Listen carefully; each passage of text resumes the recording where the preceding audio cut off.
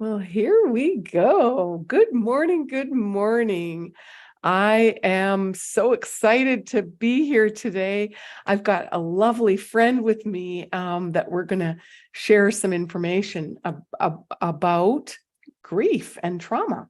And so my name is Amirah Hall, and I have been on the path myself for over 40 years. I didn't know about it way back when, but I think I was on the path to healing my own grief and my own trauma.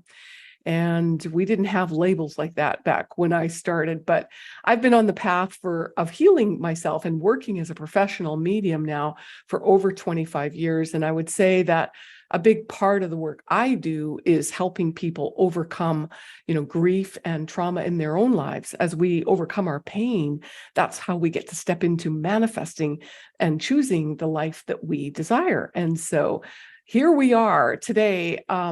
If you like this topic, if you like this show or our conversation, please give us a thumbs up.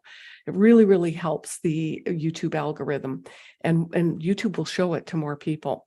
And go ahead and subscribe. I'm here every weekday at 11 a.m. Eastern time. I had a break. I took a few days off. I went over to Palm Springs and I was at Contact in the Desert, and I've got some really exciting things coming up for all of that. But let's get into talking about our topic today, and that is about healing from grief and trauma. And today I have a beautiful, amazing woman, Janine Naus. She's an internationally recognized grief and trauma relief therapist. I got a little tongue-tied there.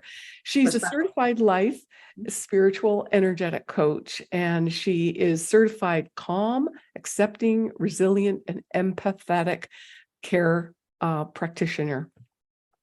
She's a multiple #1 international best-selling author, and she works with people who are suffering and stuck in grief due to maybe some trauma, and supports them on their path and on healing and creating a life they love. So her book, the featured #1 best-selling book, is The One Thing Every Mom Needs to Know. And I'm waiting to hear about that. So she's the author of Creating Heaven Wherever I Am book series, which focuses on self-help topics. She's the creator of Stop Suffering Now system, which focuses on the foundational strategies needed to move past difficult grief situations and trauma to make peace with your past, and so that you can move on. So there is another way out, and it is to the other side, right, Janine? So welcome. Thank you. Thank you so much. I really appreciate being here, Amirah. Yeah, it's delightful. I love meeting people on the path, and as we can sort of hold hands together and sort of come into the sunshine out of our darkness, right? And out of the shadows of where we're struggling in grief. So to get started, and I'm excited for you to share some of the steps and strategies that you work with your clients with, but let's start with, how did you get started with this, Janine? Oh, sure. I, as you notice, I'm a grief and trauma relief specialist, and I chose to focus in this area because of my own personal experience with trauma.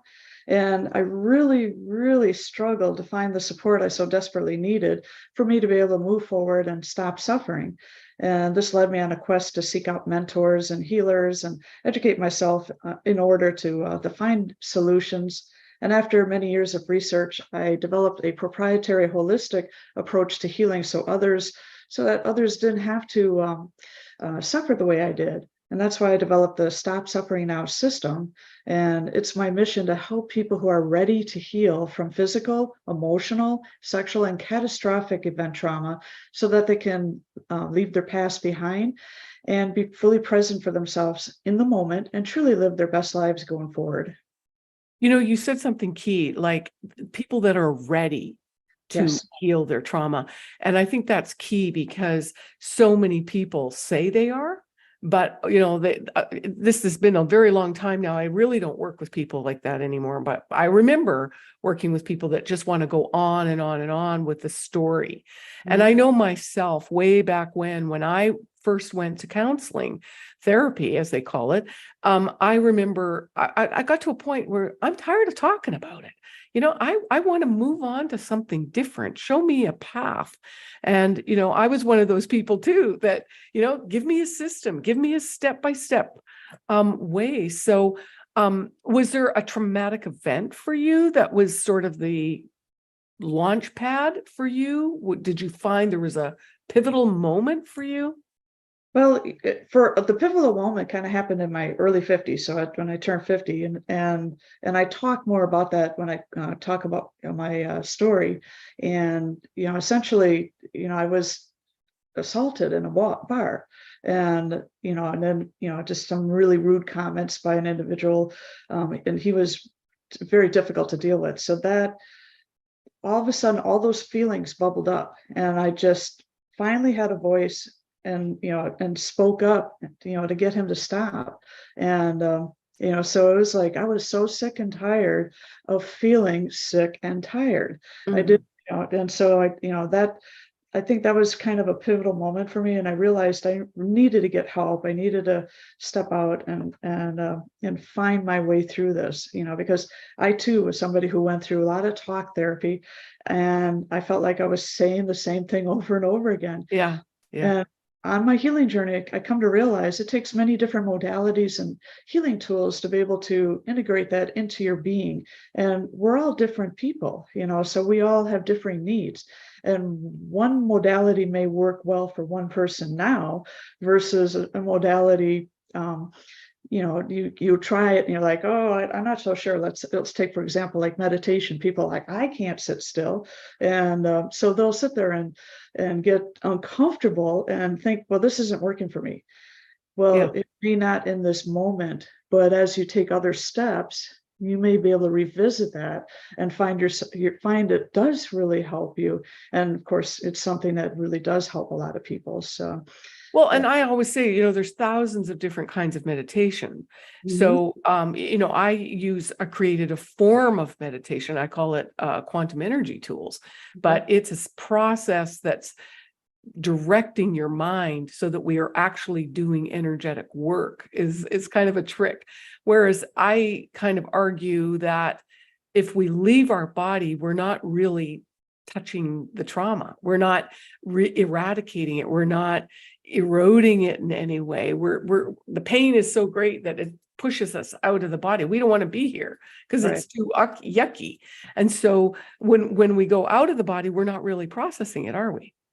That's correct. These emotions that we're, they're very, these very difficult emotions, they just live in our body. We need to help them flow, flow out, change, shift that energy around. And it's very important, it's to get, to come back home to yourself, to love is what I often refer to. And, instead of looking outward for the solution, it's inward, so yeah. So that's I hear that a lot from people. Come home to yourself. Well, usually when you're in so much grief or trauma, I don't know about you, but where the hell is that? Like you're just in this spiral of darkness Right. and misery, and you're just lashing out. How do you find that home to self? It's really understanding that it's a process. And sorry, my light kind of bleeped out on me. Yeah. And Okay, let me shine some light on you. I was like, oh no, don't do that now. There Oh, we go. isn't it funny? Well, this is better than last time, right? We did this Oh yeah. everybody a week or two ago, and everything. Janine, you had a blackout on your side, right? The Zoom wouldn't even Gremlins. work. So, pardon me. So what did we do? We just paused. Mhm. We said, okay, we'll do it another day. And Yeah. Janine, thank God you got everything sorted out with your technology. Yeah, thank you. Did you have to reinstall Zoom? Is that what No, it was? not at all. Yeah. Oh, Yeah, that everything was fine. It was talk fine. about crazy energy. Exactly. It was just in that moment. I had a Zoom call right after that, and it was absolutely fine. So I'm not sure. Wow. Okay. So I don't know if Zoom was going through an update at that time, because I noticed some changes in Well, my now. right, but I was on Zoom and it was clear. So, Yeah, yeah. so the thing of it is when you're working with clients, do you work over Zoom? Yes. And do you ever have snafus, like technical issues with? Rarely, yeah. Okay. One other time I had it was during a webinar, and it was, when they talk about like Zoom bombers or something like that. And so you just set up things so that that doesn't happen. And but that was the only time I ever had really kind of a snafu, because I never had anything happen like that before. So when you don't experience it, it's like, oh, okay. And it's like, Well, and move the on when you reason I'm come out. bringing this up and belaboring this is because oftentimes when our energy is so disruptive, Right. that and whatever maybe our excitement level, and to get this communication out to people and validating their grief and their pain, that can interfere with the technical signals. And I see that from time to time, and especially when people really want the information. So let's talk about this grief and coming into this process of being able to be kind to ourselves and gentle with ourselves. And maybe how do you typically approach that to start with? Well, for me, grief and trauma, it's, we go through these incredibly difficult experiences, and and I understand that the challenges that trauma survivors face. So that's something, because of my own personal experience, I understand. I've been there. I'm here with you. And so trauma can really take on those differing forms, like the physical, emotional, sexual abuse, as well as those catastrophic events. So it's important that people recognize that trauma is an individual's emotional response to terrible events. And initially, many people go through this shock and denial, and then those long-lasting reactions may struggle with unpredictable emotions, flashbacks, difficult relationships, and even physical symptoms. When we have something, we feel tightness in the chest, that kind of thing. So each person's emotional response to trauma, as I shared, is unique, and it's based on their experiences and ability to process these emotions. And so one of the things I tend to do is I refer to these intense flood of emotions that can make it difficult for one to stay present and understand what is happening, and to cope with experience that may have maybe threaten their life or their body or their emotional well-being. And so survivors find it challenging to face these emotions that they encountered. And so this is the essence of trauma. And then of course there's these three areas of trauma, like acute and chronic and complex trauma. And acute is where it's a single event. The chronic trauma is involving repeated exposure, and then the complex trauma is from multiple traumatic events. And now, with that little bit of background, it helps to understand that. And then now we can look at the connection between grief and trauma. So I noticed that many of my clients often confuse trauma with the grief that arises from what they experienced. And in reality, not all grief is accompanied by trauma, but all trauma involves grief.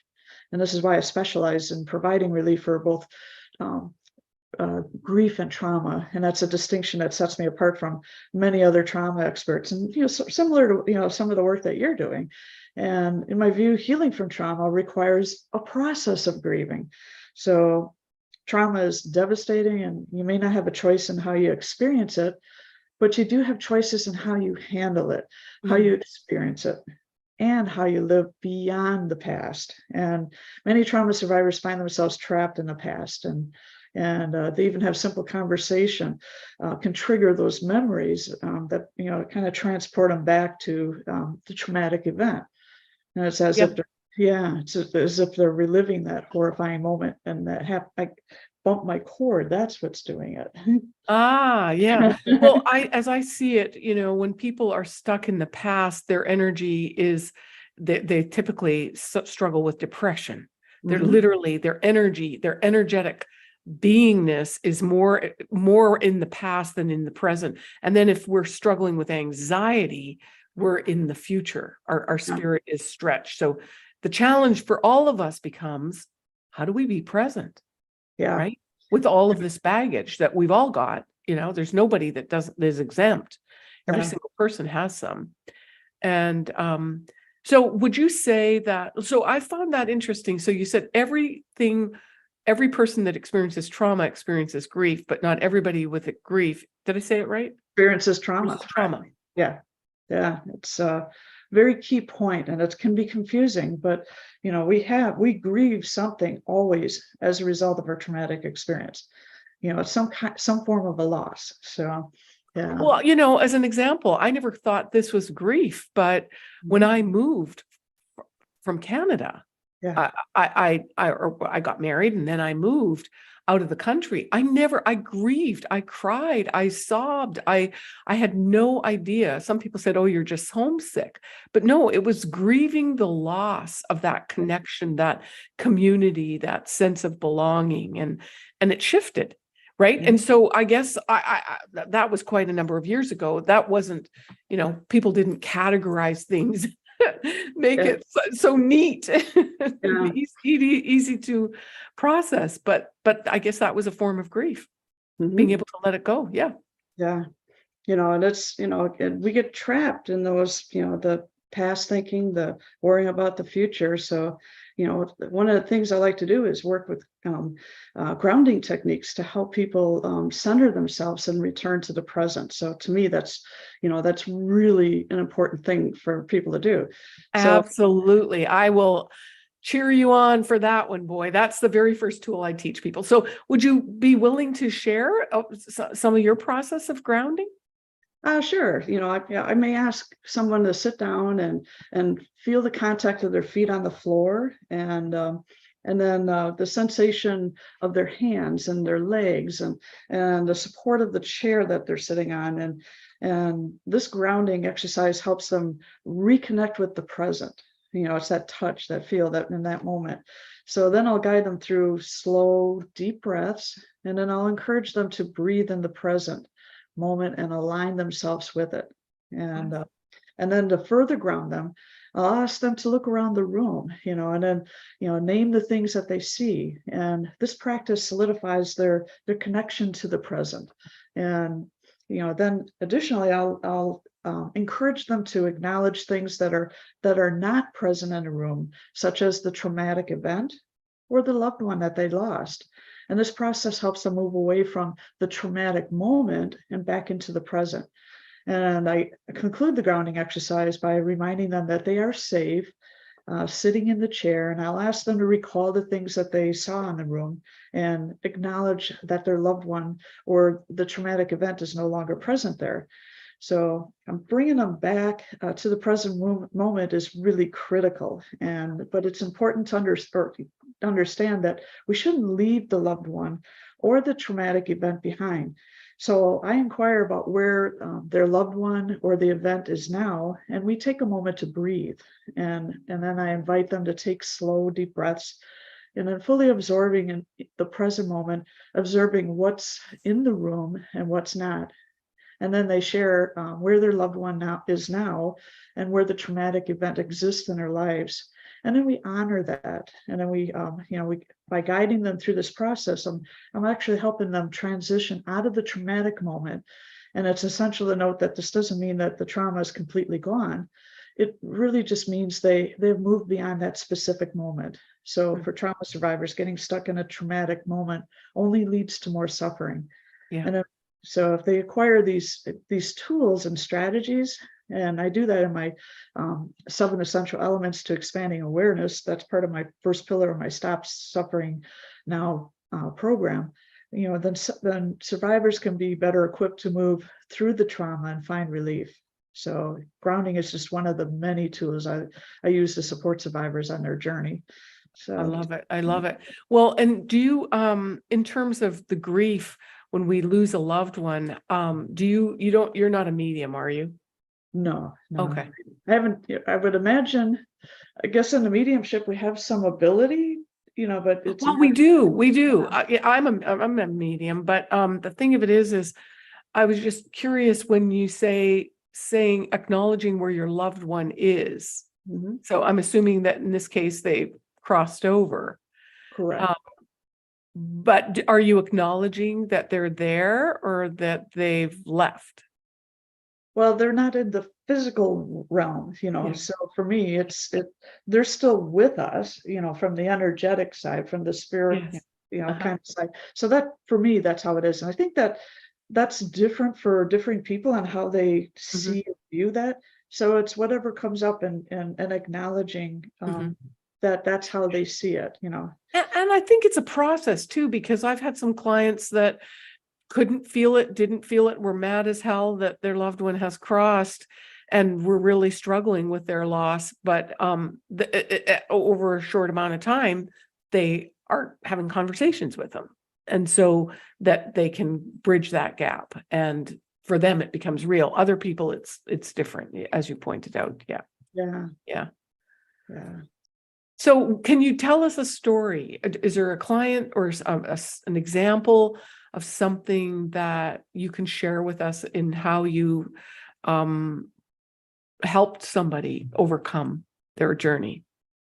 Well, I can say the very first time I ever shared about even my story with absolutely no background. I was at another event, there's about 500 women there, and then I was working with a spiritual teacher at the time, and she invited me to share 10 minutes to people in that room. And this is before I really was stepping into the work that I do today.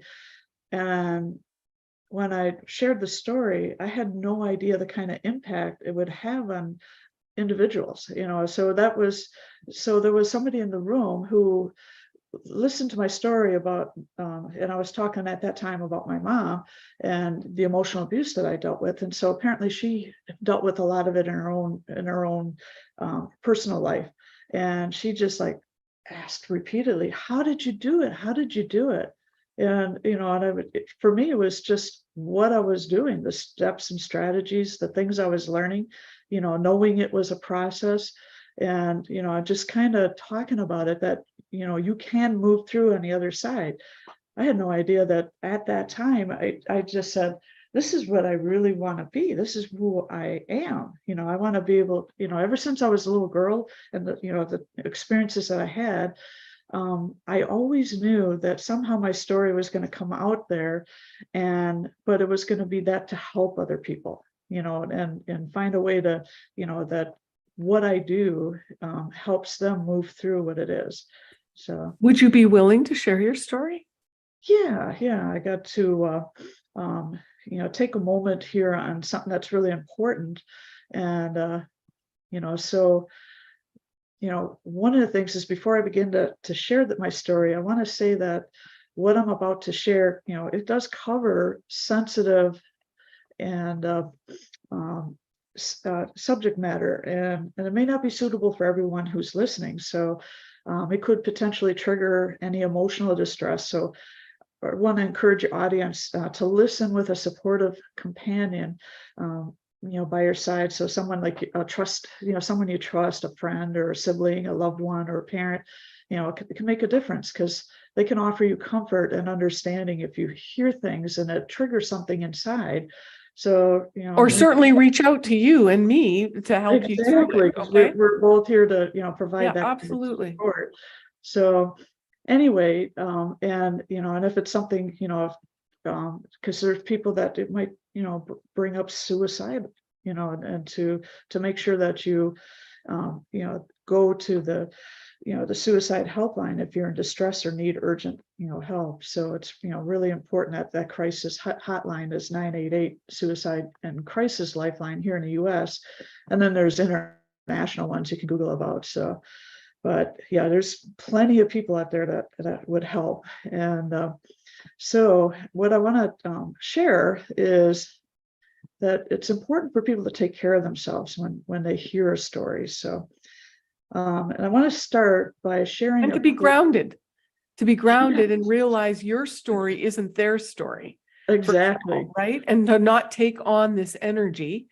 Not try to heal you, because that's one thing I teach people is stay in your boundaries, stay in your energy field. Let Janine share her story and ask yourself, how can you learn or benefit from this story?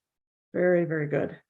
So anyway, I want to start by sharing a quote by from Anne Lamott, and she's a writer I greatly admire.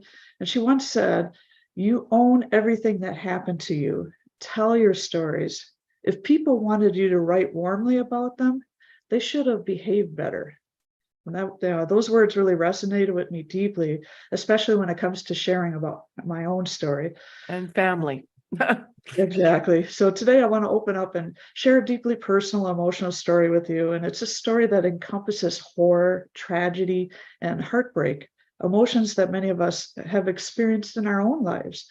So before I begin, it's just acknowledging the story has those heavy and difficult things to process. So it's really important to understand that and, be in that emotional state that you're well supported. So, and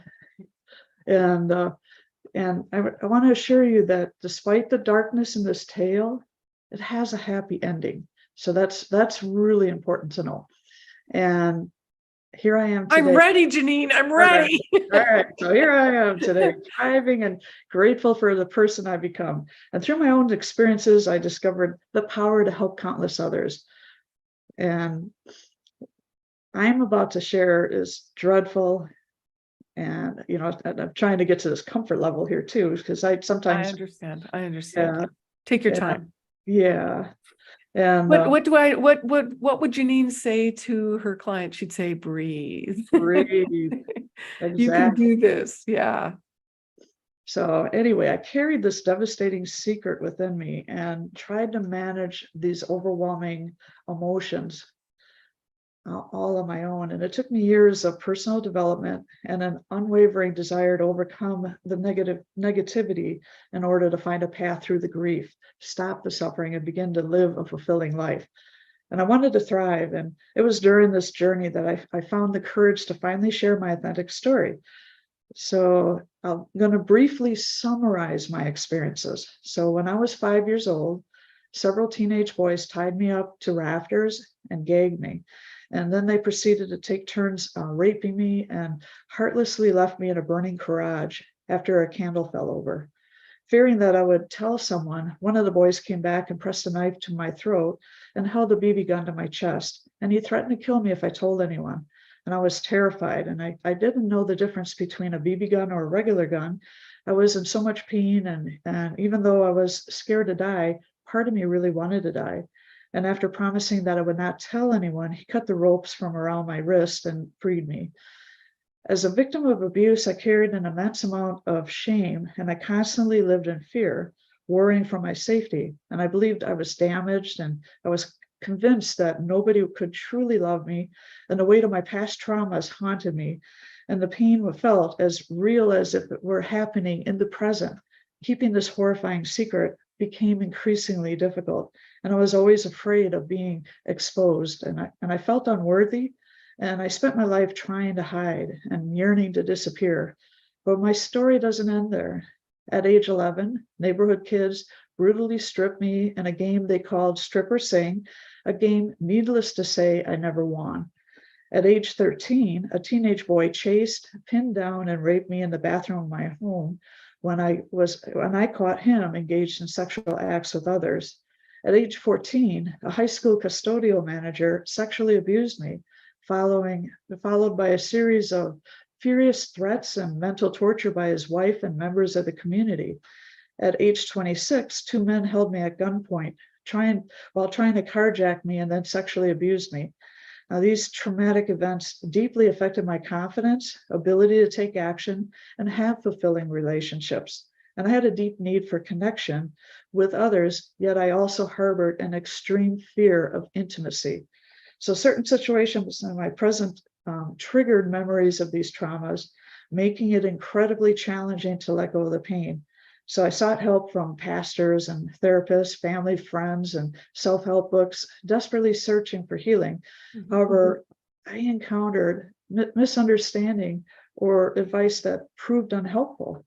Mm-hmm. And despite the ongoing struggle to find support amidst my trauma, I tried my best to function in daily life. And the cumulative weight of all of my traumatic events reached its breaking point. And this is where I was sharing about my 50th birthday while I was celebrating with a friend at a restaurant. And it's a man who had unsuccessfully tried to hit on my friend and unleashed his frustration on me by groping me and hurling hurtful remarks like, you're not as good looking as your friend and you need to change. And in that moment, I found my voice and I shouted, get your hands off of me. And his relentless negativity and physical assault triggered memories of my past traumas, resurfacing all the wounds inflicted by others. And I thought, would this pain ever stop? Would I ever find relief? And these questions consumed me, and I felt an overwhelming anger that I couldn't control. The terrifying emotions seemed unstoppable, and I questioned if I could ever contain them again. And days passed, and pain persisted until a Facebook post by my friend's sister caught my eye, and it mentioned a book called The Four Agreements by Don Miguel Ruiz, and he's an internationally acclaimed author. And I remembered that their mother had highly recommended the book to me before. So I was intrigued and I read it, and I felt a renewed sense of inspiration. And I decided to fly to Chicago to attend this the Celebrate Your Life conference where Don Miguel was speaking. And this event became a turning point in my life, and it filled me with uplifting and transformative experiences. And through a series of synchronistic events, I crossed paths with Heather Ashamara, a shaman and healer who had worked extensively with Don Miguel. And Heather Ash had facilitated numerous workshops in the Toltec tradition and authored the best-selling book, Warrior Goddess Training. And she had several other books that she had written. And so I took a lot of her trainings, and it really kind of started me on this journey of healing. And I felt a deep connection to all of this. And it led me to this year-long women's program, apprenticeship program that she had that was called 13 Moons Women's Circle.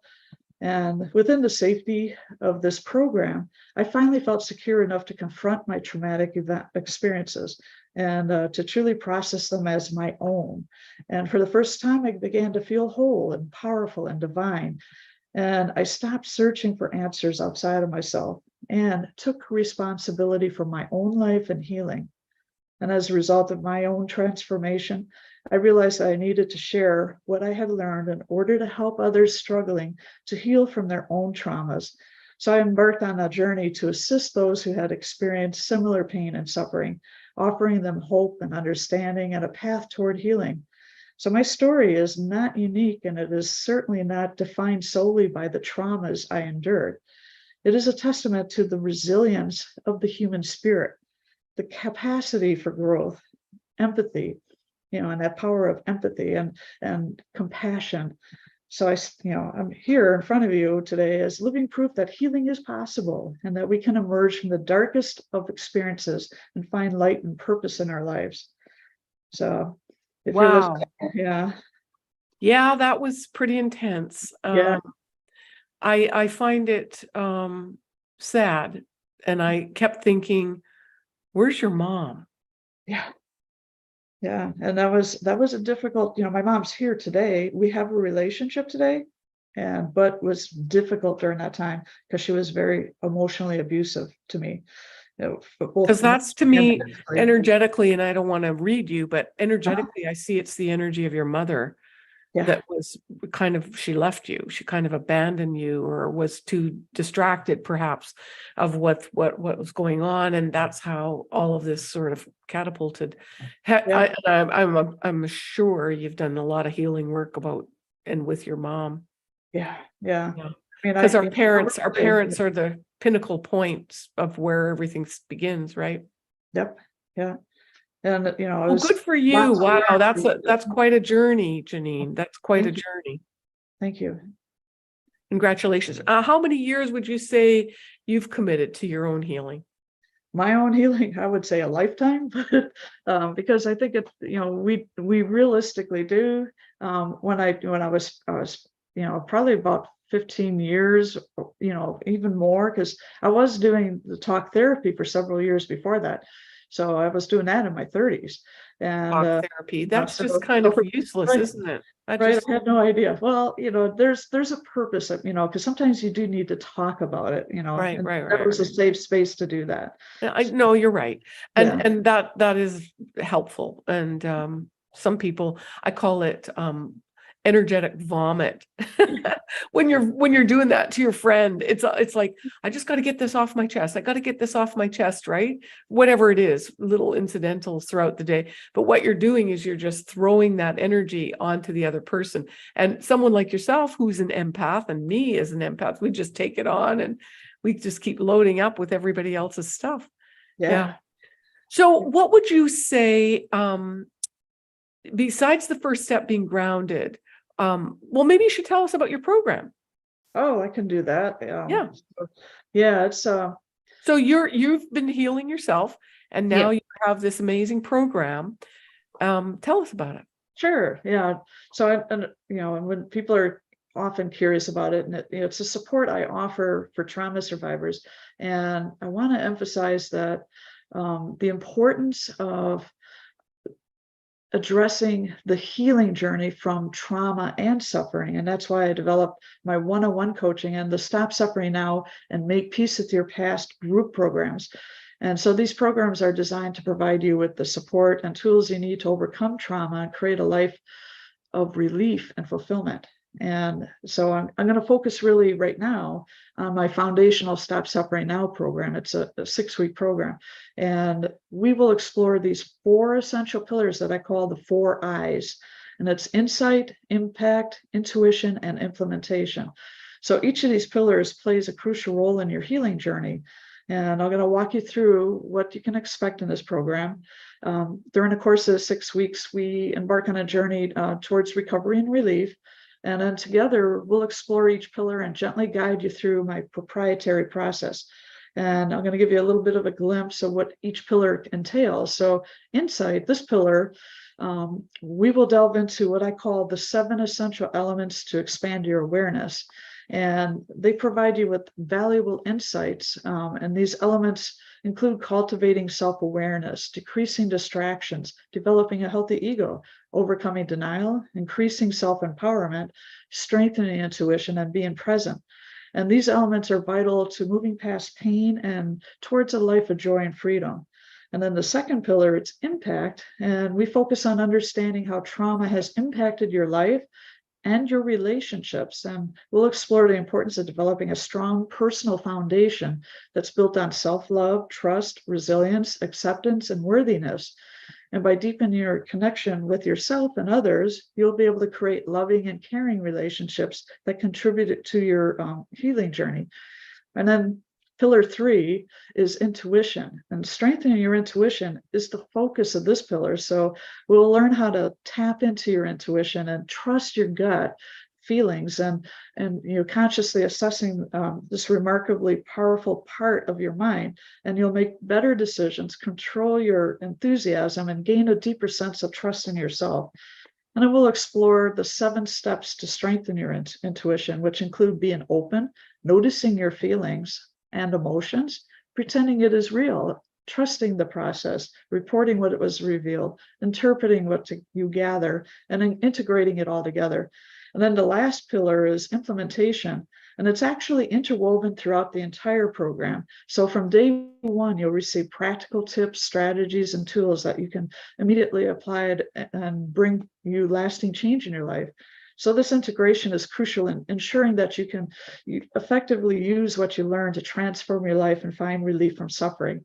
So throughout the program, you'll have access to supportive group sessions where you can connect with others on a similar healing journey and receive additional guidance. So, and what I want to make sure the program is right for people. So I like to invite them to a confidential conversation with me.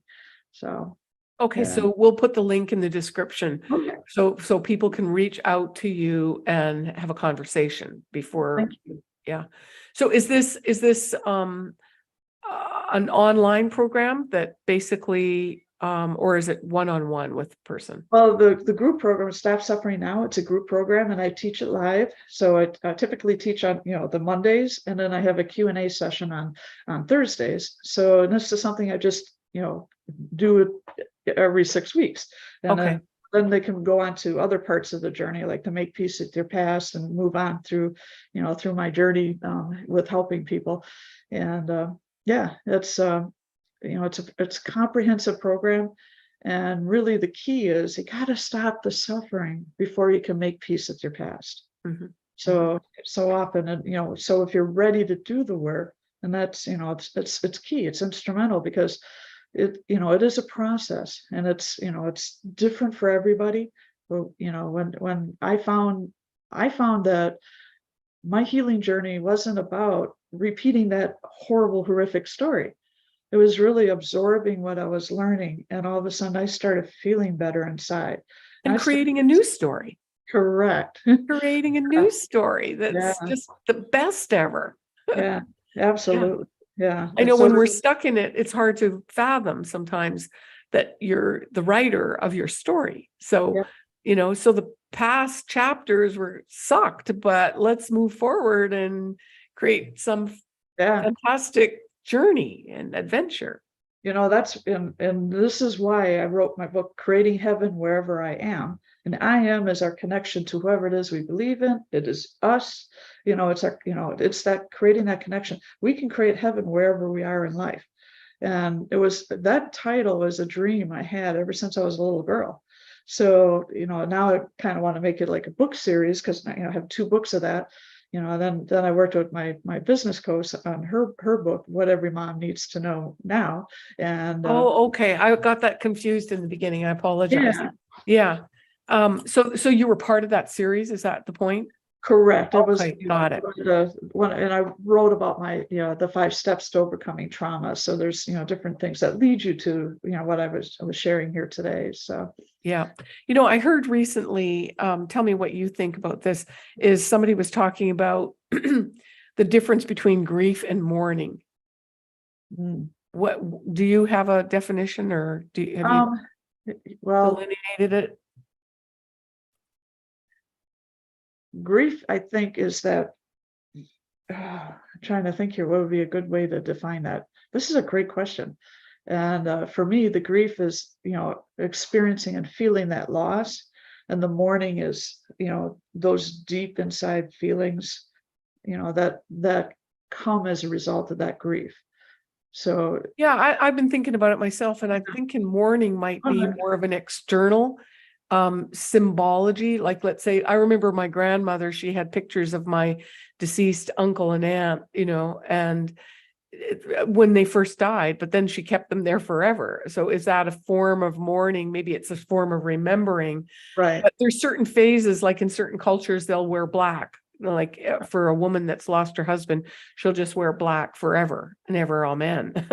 Some Yeah. people give themselves a month. Some people say, oh, my grieving process or mourning is 6 months or a year, or whatever people delegate that to be. And I think some of our cultural expectations might be Yes. pressing down on that, and where it kind of keeps us stuck. Yeah. I don't know that that's something that would be healthy. I don't Yeah. know, but each You know, person is uniquely different, I guess. So correct. I was about ready to share that with you. I was like, that's what I feel when I hear mourning, because it's something that is unique to different people. but it's almost too like an extended version. Like, let's drag this out because I need to suffer. In other words, and maybe that's the extreme version of it, but it's almost like, let's make this, because and almost maybe this might sound harsh, but it's almost like perpetuating the feeling of suffering so that others see you as the victim. So in a way, it could perpetuate that when we yeah, stay in it too long. right. I think it's I, probably a necessary part of the process, but I would think, and then, if you're somebody who had experienced traumatic events, that's where that extreme comes into play, until you go through a healing journey and you can start releasing it, and you can get to honoring the person that you've lost, right. honoring those traumatic events that brought you to where you are today. Because today I wouldn't be who I am today had I not experienced those experiences. Yeah. And as difficult as it was, I lived in the mourning stage for a long time. I lived in that victim stage for a very long time. And you mourned the loss of yourself, as understandably, but Right. when you finally had the wherewithal within, the strength, and you had the courage developed, built from the trainings that you had attended, Yeah. and maybe the other support of other participants, right? That helps. Right. Realize you're not alone and you can do this. Yeah. I was just thinking of a gentleman that was one of my clients. Actually, his wife who passed was my client. And then she passed suddenly. And then he was really, really struggling with the loss, or with her loss. And they both played guitars. And he didn't touch her instruments at all. But then after we did the healing, all of a sudden he posted the guitar online, and it was, I think, a left-handed guitar, which was unusual, right? And so it wasn't for just anybody. So he posted it, and this woman came and bought the guitar, and he told her the story, how it was his wife's. And there was a pardon me, there was a huge spiritual connection between the new owner of the guitar, and I forget all of her story, but it was so magical that he was just so happy that he let it go and start to could really, he let go of that process of holding on, and it brought him so much healing as a result. And so I just share that with for people, that in letting go is where the real magic happens, when we can allow ourselves to step into the healing. Yeah, there's, I think about letting go. That is such a beautiful story about letting go. Oftentimes it's connotated with somebody telling you that's old, that happened so long ago, just let it go. That's completely different. And and that's somebody who doesn't understand that story of him honoring his wife in that way, or in passing that guitar to that woman there, and sharing that story is honoring the individual. He really was. And it was like she was there.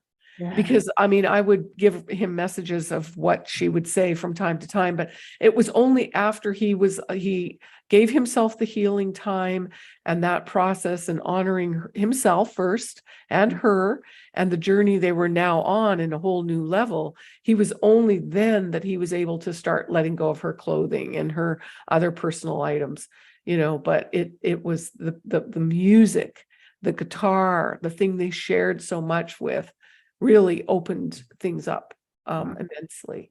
Yeah. Yeah, that's beautiful. Yeah. So Janine, was there anything else that